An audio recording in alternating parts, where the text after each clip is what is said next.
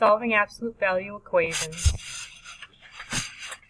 begins with identifying the absolute value bars, and in this case,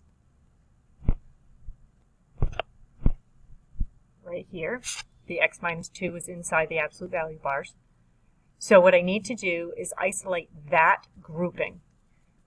In order to do that, I need to separate my equation into two halves.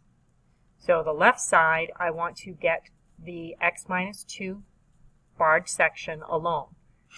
Inverse order of operations says to do addition and subtraction first. So I'm going to add the 10 as its inverse to the minus 10. So the inverse of subtracting 10 is to add 10. That gives me bring down of the three absolute value x minus 2, the negative 10 and the positive 10 cancel, and then on the right side I've got 11 plus 10 giving me 21. My next inverse operation is to divide by 3.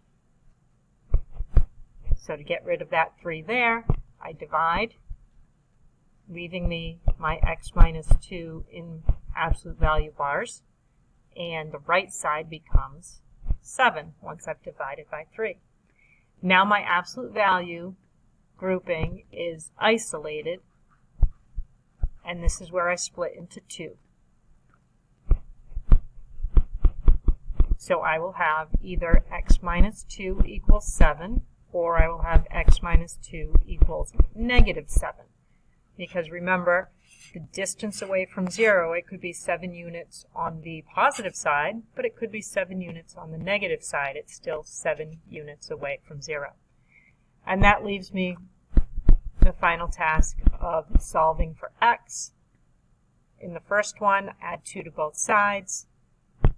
That isolates x equaling 9. In the second one, add 2 to both sides, but now I get x equals negative 7 plus 2 is a negative 5. So those are my two solutions.